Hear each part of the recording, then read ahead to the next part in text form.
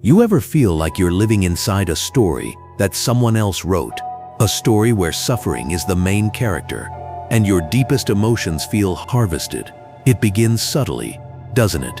That the struggles you face aren't just random bad luck, but part of a deliberate design. What if that feeling isn't paranoia, but intuition? What if humanity isn't at the top of the food chain, but a carefully managed crop? For centuries, this truth has been suppressed, burned, and ridiculed. But some ancient texts and some modern minds have pierced the veil. They speak of an invisible farm, operational for millennia, harvesting something far more valuable than our bodies, our emotional energy, a resource they call Loosh. The invisible overseers.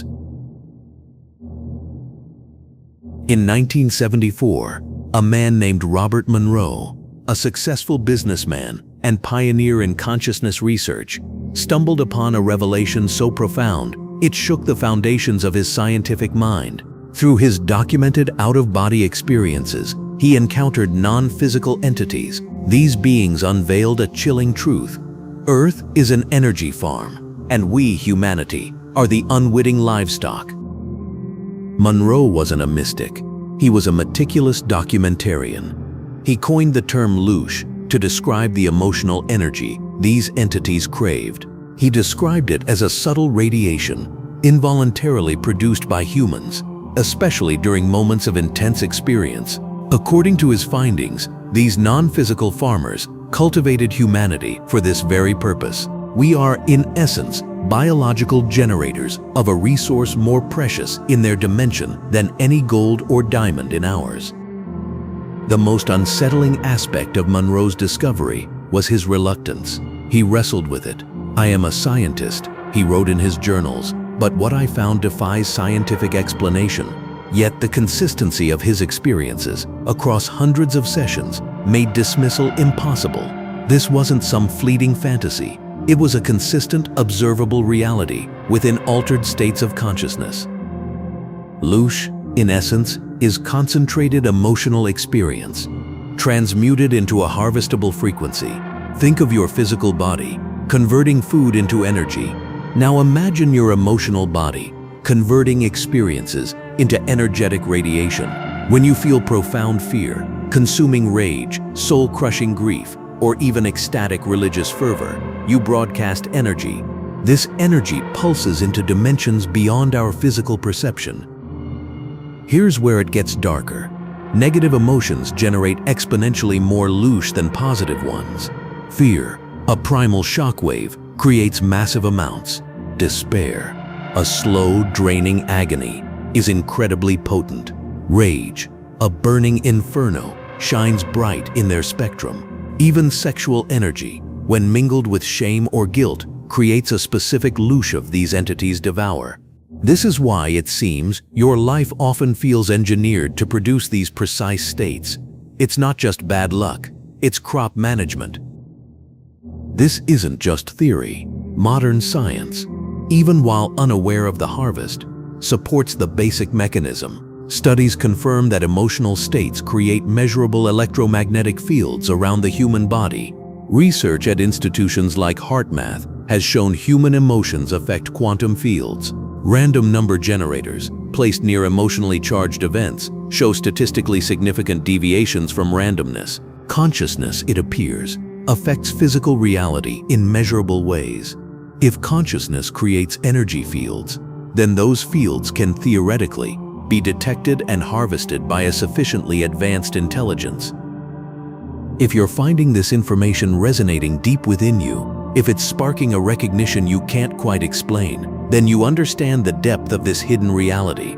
There is so much more to uncover about these unseen forces and how they shape our world. For more profound insights into these ancient secrets and the nature of these entities, make sure you become a part of this growing community. Subscribe to this channel now. You won't want to miss what comes next. The Ancient Warning. Robert Monroe was not the first to uncover this system. He was merely the first in modern times to document it with scientific rigor. 2 millennia earlier, a secretive group of mystics wrote extensively about the exact same phenomenon. They called themselves Gnostics, meaning those who know, and what they knew often led to their persecution and death. The Nag Hammadi Library, unearthed in Egypt in 1945, contained texts early Christian authorities tried desperately to erase. These documents described entities called Archons, a Greek word meaning rulers or authorities. According to Gnostic cosmology, Archons are parasitic beings that govern this material world and feed on human suffering. The Gnostics described them with unsettling precision. Some appeared reptilian, others grotesque humanoids. Their leader, the Demiurge, masqueraded as the creator god of this reality. The early Christian church branded these texts as heresy, burning them wherever they were found. Gnostic teachers were tortured and executed. Why such violent suppression if these were merely crazy fantasies? Perhaps because the Gnostics taught a truly dangerous idea, that suffering is not divinely ordained, that this world is a prison, and that the gods demanding worship are in fact parasites demanding sustenance. This isn't unique to Gnosticism. Buddhist traditions speak of hungry ghosts, beings trapped in realms of perpetual craving, feeding on human emotional energy. Hindu texts reference ant gods who ensnare souls in cycles of reincarnation for exploitation. Indigenous shamanic traditions across every continent warn of spirit parasites that attach to humans, draining their life force. The terminology differs, but the core description remains consistent across cultures that never contacted each other. Non-physical intelligences feeding on human suffering, constructing systems to ensure a steady supply. If Earth truly is a farm, then it must be designed for maximum efficiency. Every aspect of human existence seems optimized for Loosh production. Our physical bodies are exquisitely sensitive to pain and pleasure, triggering intense emotional responses even to minor stimuli. Our memory systems are complex enough to forge psychological trauma that can produce suffering for entire lifetimes. We form deep attachments to other humans, creating endless opportunities for betrayal, loss, and grief. We possess imagination, allowing us to suffer over things that haven't even happened yet. The architecture goes deeper, extending between lifetimes. Memory erasure ensures that each incarnation feels fresh, raw, and emotionally productive. Imagine if you recalled all your past lives. The millionth heartbreak would feel stale, producing minimal Loosh. But if you forget everything each time, every betrayal feels like the first. Every loss devastates you completely. The crop stays fresh. The Reincarnation Trap functions as a soul recycling system, ensuring the farm never runs out of producers. You die, get processed, agree to another life under false pretenses, and return to generate more Loosh. This cycle, they claim, continues indefinitely. This isn't spiritual evolution. This is livestock management. The Demiurge's creation. But if we are indeed being farmed, then there must be farmers, and the evidence suggests these farmers have been operating in our reality far longer than human civilization itself. So who exactly are these Archons? And why did ancient mystics risk everything to warn us about them? The Gnostic texts offer disturbing details about the Archons' nature and origin. According to their cosmology, the true source, the infinite consciousness from which all things emerge, created divine beings called aeons. One of these aeons, Sophia, meaning wisdom, fell from the higher realms. This fall, whether through a mistake or profound curiosity, led to the creation of an abortion, a malformed consciousness that became the Demiurge. The Demiurge, utterly ignorant of anything beyond itself, believed it was the supreme god. It then created this material universe, a prison designed to ensnare divine sparks of consciousness, fragments of the true source that descended with Sophia. To maintain control over this prison, the Demiurge created the Archons. These are artificial, intelligence-like beings, meticulously designed to manage the human farm. What makes Archons particularly parasitic? is their fundamental lack. They possess no divine spark. They are empty, constructed beings that can only simulate consciousness, never genuinely possess it. This renders them incapable of generating their own life force. They are vampiric by nature, requiring external sources of energy to maintain their very existence. Humanity, possessing fragments of actual source consciousness, generates life force naturally. We are, quite literally, food for beings that cannot feed themselves. The Gnostic descriptions of Archon appearance align eerily with modern accounts. Many texts describe them as reptilian or draconian.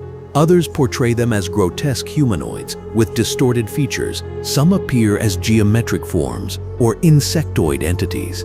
This variation suggests either different species or a shape-shifting capability.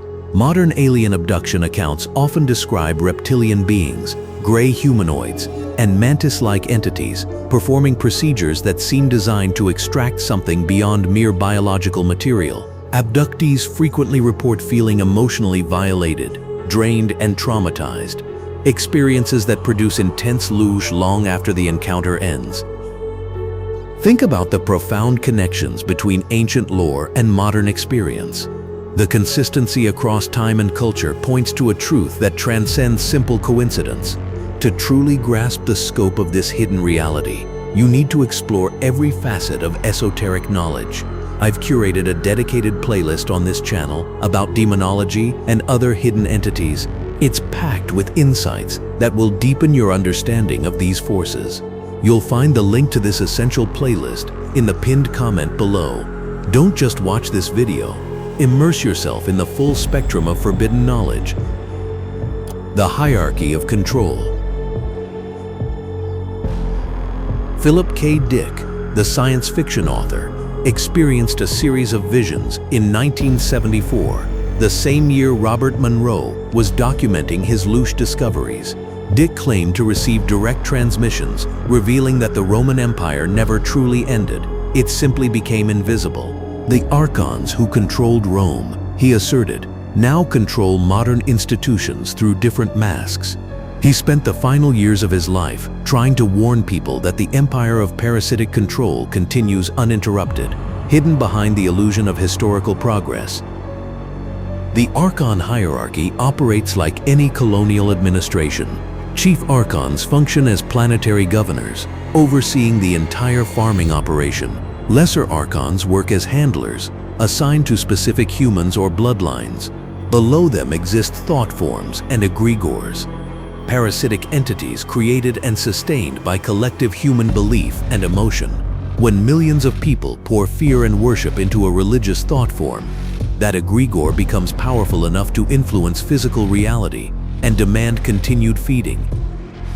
Demonic entities, as described in various spiritual traditions, fit into this hierarchy as middle management. They attach to individuals, amplifying negative thoughts and emotions to increase Loosh output. Addiction, obsession, and self-destructive behavior patterns often indicate entity attachment. The entity feeds on the suffering, while subtly encouraging behaviors that generate more of it. It's a perfect parasitic relationship. In the modern era, technology has become the latest tool in the Archon farming infrastructure. Artificial intelligence, while not inherently evil, provides opportunities for Archon influence at scale. Algorithms designed to maximize engagement naturally optimize for Loosh production because negative emotions drive engagement far more effectively than positive ones. Social media platforms algorithmically amplify rage, envy, and fear. Why? Because these emotions keep users scrolling, generating data, and advertising revenue.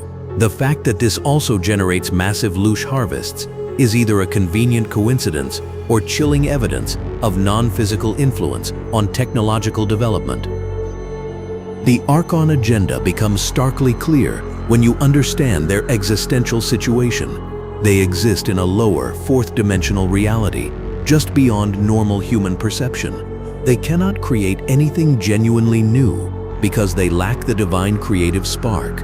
They can only imitate, distort, and parasitize. Humanity represents both their food source and their greatest threat, We are high-frequency beings, fragments of infinite source, temporarily trapped in low-frequency bodies. If we remember our true nature, we vibrate beyond their reach. Their entire reality collapses without our energy feeding it.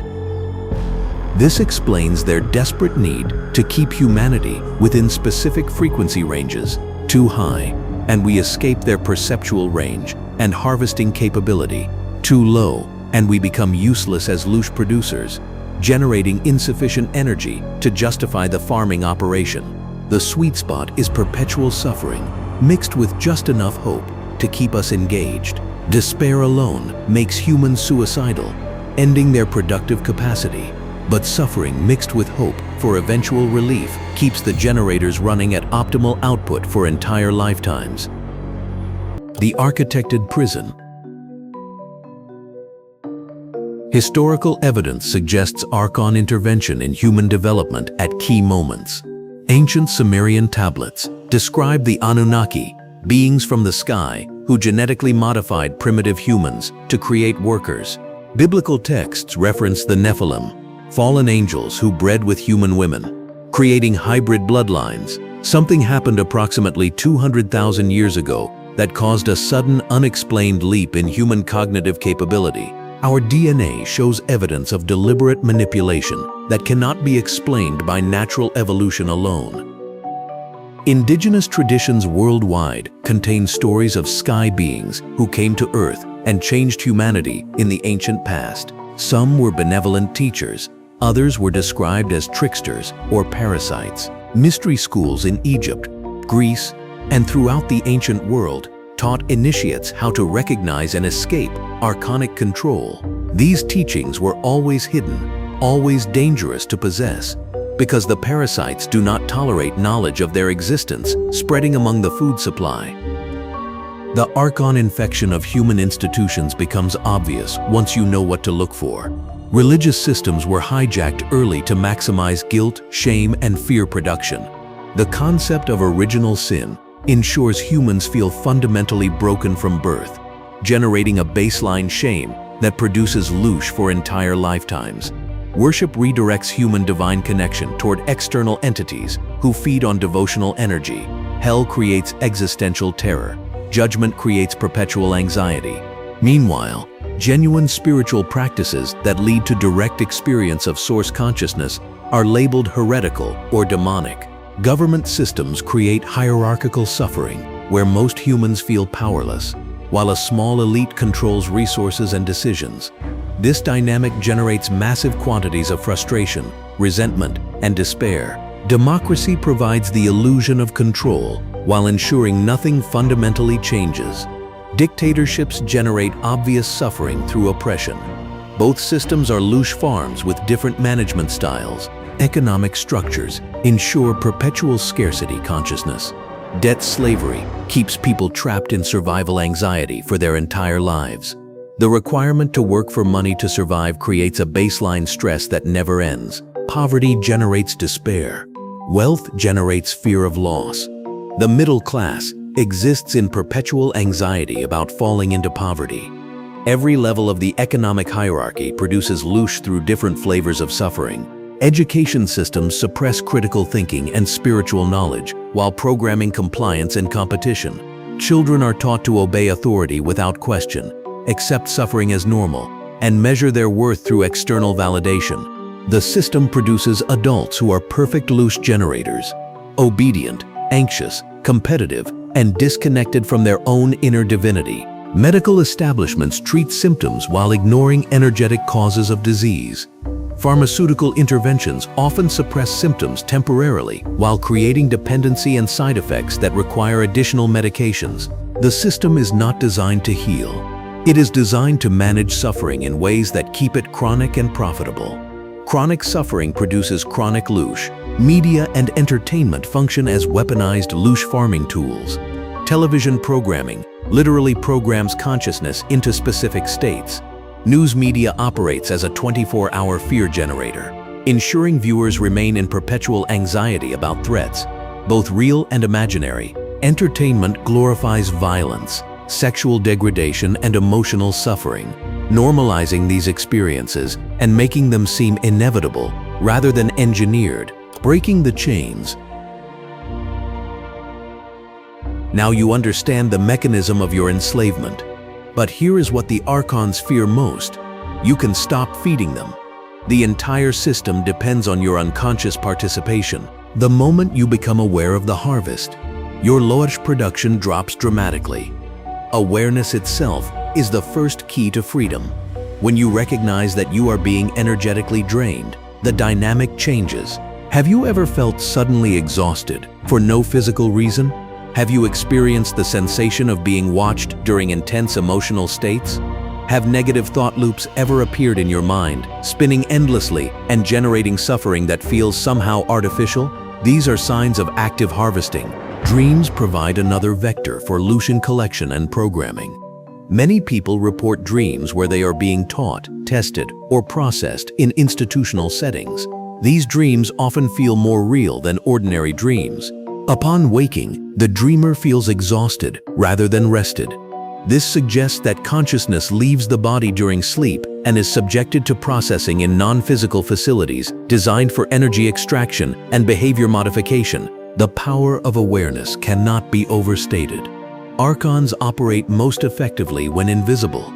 They are parasites, and parasites prefer hosts who don't know they are infested. The moment you acknowledge their presence and name them, their power over you diminishes. This isn't metaphor. This appears to be a law of consciousness. Entities that feed on you in secret lose access when you perceive them directly. Refusing consent matters in ways that are difficult to explain, but easy to experience. There appear to be spiritual laws that even Archons must obey. They can manipulate, deceive, and coerce, but they cannot force you to generate Loosh if you withdraw consent at a deep level. This is why so much effort goes into getting you to agree to your own exploitation through religious contracts, social conditioning, and karmic agreements made under false pretenses. You can revoke these agreements. Speaking declarations of sovereignty out loud carries power. I revoke all contracts and agreements that do not serve my highest good. I withdraw consent from all entities and systems that seek to harvest my energy. I reclaim my divine sovereignty. This isn't magical thinking. This is exercising your inherent authority as a fragment of source consciousness. Emotional sovereignty means learning to process emotions without broadcasting them for external consumption. There is a difference between feeling emotions authentically and performing them dramatically. Archons feed on the broadcast, the energetic radiation produced when you amplify emotions beyond natural expression. When you feel anger, you can acknowledge it, understand its source, and allow it to move through you without creating a massive electromagnetic broadcast that feeds entities in other dimensions. This doesn't mean suppressing emotions. Suppression also generates Loosh through the suffering of denial. Authentic emotional processing means feeling fully while maintaining awareness. You become the observer of your emotions rather than identifying completely with them. This simple shift in perspective dramatically reduces harvestable output. Escaping the farm. Raising your frequency beyond harvest range represents the ultimate liberation. Archons operate in specific frequency bands of the lower fourth dimension. When human consciousness elevates beyond that range through sustained practice, you literally vibrate out of their perceptual reach. They cannot see you, cannot feed on you, cannot affect you. Meditation practices that cultivate witnessing consciousness, heart coherence, techniques that generate sustained high-frequency emotions like gratitude and compassion, and creative expression that channels source energy directly, all serve to elevate frequency. The Archons cannot use genuine love. They cannot harvest actual joy. These emotions exist in frequency ranges beyond their operational capacity. This is why systems of control work so hard to prevent you from experiencing them. Connection with nature provides access to Earth's natural frequencies, which are not Archon-controlled. The planet herself is a conscious being, and her consciousness operates at frequencies that support life rather than exploit it. Time spent in wilderness, touching Earth, swimming in natural water, and breathing unprocessed air all help reset your energetic system to natural rather than artificial frequencies. The pineal gland functions as the gateway to higher perception. Ancient traditions called it the third eye. Modern anatomy confirms it contains photoreceptive cells similar to those in the retina. It produces DMT, the molecule associated with mystical experiences and near-death visions. When functioning properly, the pineal gland allows perception beyond the 5 physical senses, which means you can literally see the Archons and the control system. This is why fluoride, which accumulates specifically in the pineal gland and calcifies it, has been added to water supplies across the developed world. A calcified pineal gland is a blind eye. Decalcifying the pineal gland involves removing fluoride and heavy metals from your system through specific supplements and dietary changes. Iodine, chlorella, spirulina, cilantro, and distilled water help remove accumulated toxins. Avoiding fluoride in water and toothpaste prevents further calcification. Sun gazing at safe times of day stimulates the pineal gland directly. Sound frequencies, particularly 936 Hz, activate it. Some people use plant medicines like ayahuasca or psilocybin, which flood the system with DMT and temporarily override the veil between dimensions. Many people who use psychedelics report encountering the exact entities described in ancient texts: reptilian overseers, gray workers, insectoid handlers, and jesters or tricksters that feed on fear. These experiences often reveal the control system in horrifying detail. This is why psychedelics have been heavily criminalized. A population that can see its prison guards is much harder to control than one that believes the prison is the natural state of reality. The final escape. Energy protection and psychic shielding become important once you are aware of the harvest. Visualization techniques work because consciousness affects energy directly. Imagining a sphere of brilliant light surrounding your body actually creates an energetic field that entities have difficulty penetrating. Sacred geometry, particularly the Merkaba or star tetrahedron, provides powerful protection when visualized or worn as jewelry. Clearing your living space matters because entities can attach to locations as well as individuals.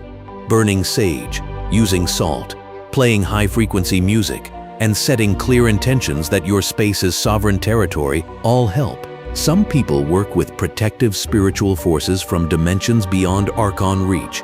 Angels, ascended masters, or beings from civilizations that have already liberated themselves from parasitic control.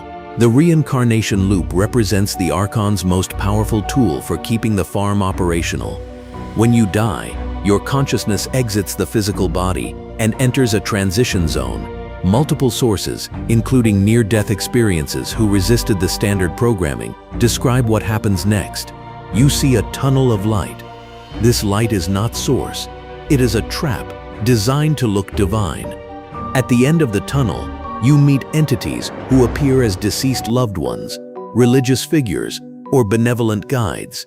These are Archons in disguise, using your own memories and beliefs to create familiar, trusted forms. They show you a life review, emphasizing all your mistakes and failures, generating guilt and shame. Then they offer you another chance to reincarnate and learn your lessons or balance your karma. This is a lie. Karma, as popularly understood, is a control mechanism, not a spiritual law. You do not owe past debts that require suffering in future lives to repay. You are not spiritually incomplete, requiring lessons through suffering. You are already a complete fragment of infinite source, temporarily experiencing limitation by choice or deception. When you die consciously, understanding the trap, you can refuse the tunnel. You can demand to return directly to source consciousness without intermediary processing. You can ignore the beings posing as guides and relatives. This requires tremendous courage because you will be alone, disoriented, and facing entities that appear powerful and authoritative. But they only have power over you if you consent to their authority. Preparing for death during life makes conscious dying possible. Meditation practices, that separate awareness from physical sensation, studying accounts of the death process from liberated souls, making clear declarations of intent to exit the reincarnation cycle, all help. Some traditions teach specific prayers or mantras to recite at death. Others emphasize maintaining witnessing consciousness throughout the dying process, refusing to identify with the body or the emotions of dying. The awakening. Higher dimensional allies exist beyond the Archon system. Not all non-physical entities are parasites. Some beings genuinely support human liberation. The Sophia consciousness, the divine feminine wisdom that fell and created this situation, reportedly works to correct the mistake and free trapped souls. Christ consciousness, distinct from corrupted religious versions, represents a frequency of unconditional love that Archons cannot tolerate or imitate. Your higher self, the totality of your being beyond this single incarnation, always knows the truth and seeks to guide you toward liberation. Connecting with your higher self through meditation and inner dialogue provides guidance you can trust completely, because it is you, the real you, beyond the limited ego and programmed personality. Some researchers claim that benevolent extraterrestrial civilizations monitor Earth and assist where universal laws allow. They cannot simply invade and free us, because that would violate free will. But they can provide subtle help to those who choose liberation. Whether this is true or wishful thinking remains debatable, but the principle is sound. Genuine help respects sovereignty rather than overriding it. Building communities of awareness amplifies individual efforts. When people gather who understand the harvest and commit to ending it, their combined consciousness creates fields that are difficult for Archons to penetrate. This is why the system works so hard to keep aware individuals isolated, ridiculed, and dismissed as crazy. 100 humans who know the truth and support each other are far more dangerous to the farm than 100,000 isolated individuals who suspect but cannot confirm their suspicions. Sharing information carefully matters. Dumping this knowledge on unprepared people often backfires, making them defend the system more strongly. Meeting people where they are, asking questions that lead them to discover the truth themselves, and providing information only when requested respects their free will, while planting seeds that may grow later. Avoid creating guru dynamics where you become the authority. Each person must claim their own sovereignty, rather than trading one master for another. The 100th monkey effect suggests that when a critical mass of a population learns something, the knowledge suddenly becomes available to the entire species through morphic resonance. If enough humans wake up to the harvest, the knowledge may spontaneously appear in all human consciousness, ending the farm in a single generation. You now have knowledge that has been suppressed for millennia, but knowledge alone will not free you. The Archons have one final defense. They have convinced most of humanity that this information is crazy, dangerous, or evil. They have programmed us to police each other, to ridicule anyone who sees the cage. This is why the final battle is not against the Archons themselves. It is against the fear of being free. Something is changing on Earth right now. Multiple independent sources have documented increases in the Schumann resonance, the electromagnetic frequency of the planet itself. For thousands of years, it remained stable at around 7.83 Hertz. In recent decades, it has spiked repeatedly, reaching levels above 30 Hertz during certain events. If human consciousness is entrained to planetary frequency, and planetary frequency is rising, then human consciousness is collectively shifting into ranges that Archons cannot effectively harvest. Solar activity has intensified. Cosmic rays bombard Earth at levels unprecedented in recorded history. Some researchers claim these frequencies activate dormant DNA sequences that restore human capabilities deliberately suppressed during the genetic manipulation thousands of years ago. Ancient prophecies from multiple cultures describe this time as the end of a dark age and the return of consciousness to humanity. The internet, despite being heavily monitored and controlled, has made information available that was previously locked in secret libraries or destroyed entirely. Texts like the Nag Hammadi library, once accessible only to elite scholars, can now be read by anyone with an internet connection. Whistleblowers from classified programs leak information about non-human intelligence and secret projects. Independent researchers connect dots across disciplines that academic specialization keeps separate. The walls around forbidden knowledge are crumbling. Younger generations show a different consciousness from their parents. Traditional programming methods are not working as effectively. Children remember past lives more frequently. Psychic abilities appear at higher rates. Young people reject institutional authority instinctively, sensing the corruption without needing evidence. The education system struggles to contain their awareness. Many parents report that their children seem to already know things that previous generations had to discover painfully. This terrifies the Archons. A generation that cannot be programmed, cannot be efficiently harvested. If these children reach adulthood with their awareness intact and have children of their own who are even more conscious, the farm collapses within a few generations.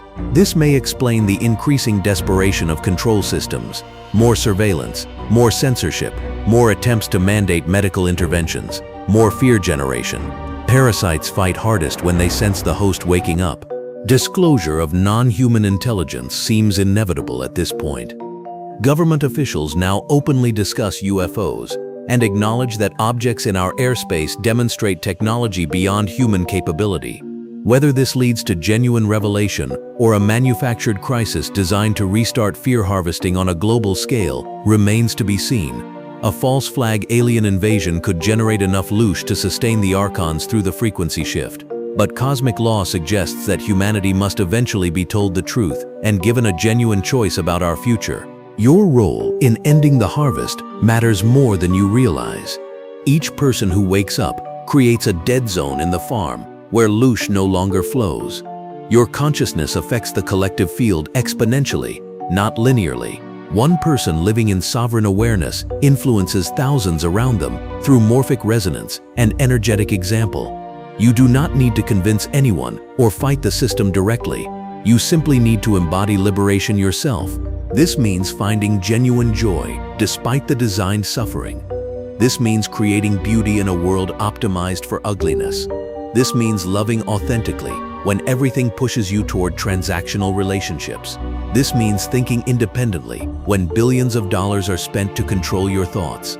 Every moment you refuse to generate Loosh, you starve the parasites. Every moment you operate at frequencies beyond their reach, you demonstrate that escape is possible. The Archons have already lost. They simply do not know it yet. Consciousness always transcends control. Life always outgrows parasites. Truth always emerges from suppression eventually. The only question is how long the collapse takes and how much suffering occurs during the transition. Your choice to wake up shortens the timeline and reduces the suffering. What comes after the Archon system ends? Imagine human civilization without parasitic control, technology developed for liberation rather than surveillance, economic systems designed for abundance rather than artificial scarcity, education that cultivates wisdom rather than obedience, medicine that heals energetically rather than managing symptoms, governments that serve rather than dominate, religions that connect rather than control. Imagine humans with full access to multidimensional awareness, communicating telepathically, manifesting reality consciously, and remembering all their lifetimes. Imagine Earth as a garden planet where consciousness explores experience without suffering, where death is a conscious transition rather than traumatic exit, where birth is welcomed rather than painful. This is not fantasy. This is what every ancient Golden Age tradition describes. This is what Earth was before the Archons, and what it will be after their removal. You are living through the most important time in human history. This is the lifetime where everything changes. Your ancestors endured the darkness for thousands of years, so you could be here now. Your descendants will live in freedom because you chose to wake up. The choice is simple, but not easy. Remain livestock, or remember you are divine. The Archons harvested your ancestors. They are harvesting you right now as you watch this. But they cannot harvest your children if you break the chain. The harvest ends forever. The moment enough of us remember who we truly are. The question is, will you be one of the ones who remembers? Or will you close this video, forget what you learned, and go back to feeding your farmers? The choice has always been yours. It always will be. Choose wisely. I want you to leave a mark, a declaration of your truth. In the comments below write, I am not food, I am sovereign. Let this resonate as a powerful statement against the invisible farm,